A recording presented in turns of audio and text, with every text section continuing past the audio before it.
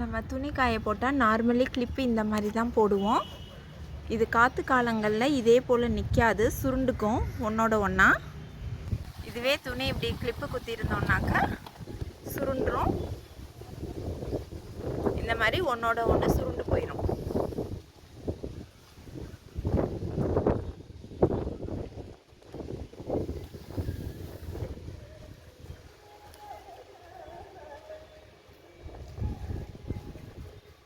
இப்படி போட்டோன்னா சுருண்டாது.